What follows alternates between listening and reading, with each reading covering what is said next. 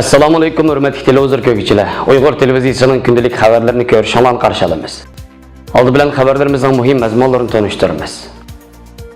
Sharq Turkistondagi chet elliklarning telefonlariga josuslik apining tushirilishi diqqat qo'zg'adi. Hong Kong namoyishida Uyg'ur masalasi yana bir qatim jonliq tilga olindi. Xitoy Amerikaning Tayvanga tutgan muomalasiga norozilik bildirdi. Sharq Turkistondagi Sirliq ko'l, Sayram ko'li. Tövəndə diqqətlə xəbərlərimizdən təfsili məzmunlarda bolsun. Xitay dairələrinin yaxın yillardan bu yana Uyğurlarning telefonlarına bir xil alohida yumshoq detalni majburiy qachilatqizayotganligi, hatto soqchilarning Uyğurlarni xohlagan vaqtda ko'chalarda to'xtatib, ularning telefonlarida shu xildagi appning bor yo'qligini tekshirdiganligi ma'lum bo'lgan edi.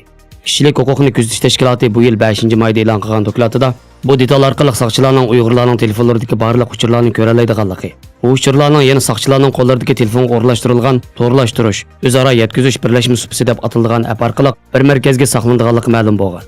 Biroq yaqinda mush xildagi appning Sharq Turkistonga sayohatga va boshqa o'xshamagan sabablar bilan berish uchun chegaradan kirgan har qanday bir chet ellikning telefoniga o'rnatilayotganligi ma'lum bo'lgan. Yaqinda Amerikadagi ochiq texnologiya fondi, Nyu-York vaqt gazeti, muhofizatchi gazeti va Germaniya ommaviy radio televiziyasi idorasi qatorliq bir qancha organlar birlikda bu xildagi app ustidan maxsus tekshirish olib borgan va uning natijasini 2-iyul kuni e'lon qilib, Xitoycha Fengsay deb atalgan bu app chet elliklar chegaradan kiradigan chaqda Xitoy soqchilari tomonidan ularning telefonlariga majburiy holda tushiriladi ekan. Mazkur app shu kishining telefonidagi qisqa uchurlarni, saqlangan telefon nomerlarini, shu kishining kundalik kalendari, kirgan chiqqan telefonlarning hammasini xotirlab mulozimatiga yo'llaydi ekan. Bu app yana shu telefonga ilgari qachilinib o'chirib etilgan applarni, hatto ba'zi applarda qo'llanilgan qo'llanuvchi ismlarini ham ko'ra oladi ekan. Sharq Turkiston chegarasidan kirgan chet elliklarning telefonlariga o'rnatilgan bu app yana shu kishining telefonda 73 ming xildan ortiq sezgur temaga munosabatlik har qanday bir hujjat bor yo'qligini skanerlab chiqa oladi ekan.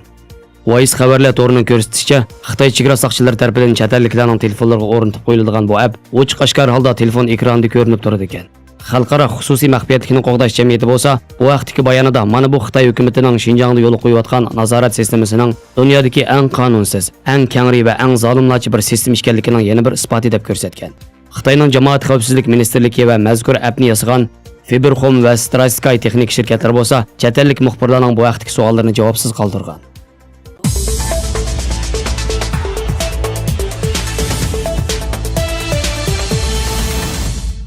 Hong Kongda davom qilayotgan xalq namoyishida Uyg'ur masalasi yana bir qatim aslab o'tildi. Hamda Xitoy Kompartiyasining Hong Kongdagi siyosatlariga bog'landi. Ijtimoiy taratqulardagi suratlardan ma'lum bo'lishicha, namoyishchilar 1-iyul kuni shaharlik hukumatning ish binosiga besib kirib, binoni egallab olgan. Shu chaqdagi binoning ichki qismidagi tomga Xitoy jazman Uyg'ur musulmonlarga yurgizayotgan jinoyatlarning badalini to'laydi degan so'zlar cho'ng qilib yozib qo'yilgan. Bu surat tarqalgandan keyin zo'r bas munozirga sabab bo'lgan. Amerikadagi Georgetown universitetining professori, Uyg'urshunos James Millward bu vaqt fikr qilib, "Shey apandi ko'rdingizmi? Sizning Xinjiangdagi zulmlaringiz bir davlat ikki xil tuzum bo'lish nazariyasini tarixning axlat sandig'iga cho'rib tashlash kerakligini texim ochiq ko'rsatdi" degan.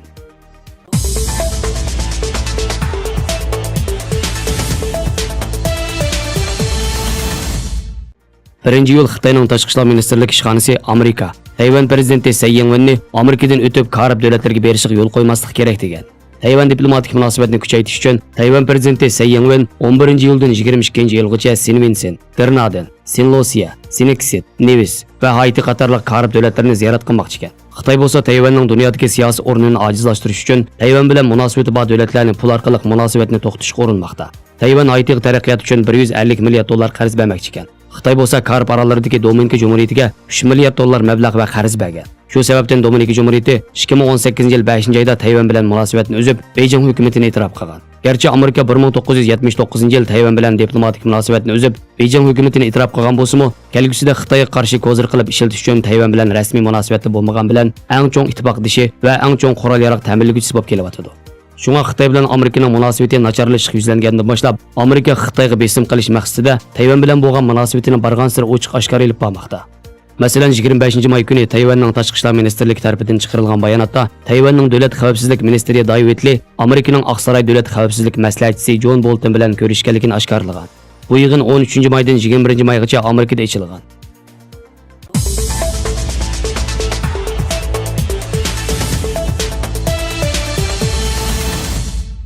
Sayram ko'li Tangri tog'larining g'arbiy shimoliga, O'rtala shahrining g'arbiy janubiga joylashgan.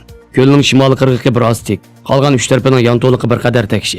Atrofdagi 26 tog' bo'liqi va pasl xarakterlik 20 necha ko'l iqini ko'lga qo'yiladi. Sayram ko'lining yuzi dengiz yuzidan 2072 metr egiz. Ko'lning suv yuzi ko'lami 458 kvadrat kilometr. Yana ba'zilarida 457 kvadrat kilometr deyilgan. Eng cho'nqur yeri 90,15 metr. Ko'lning shakli tuxumga o'xshaydi. Uning sharqdan g'arbga uzunligi 29,5 kilometr. Janubdan shimolga kengligi 23,4 kilometr.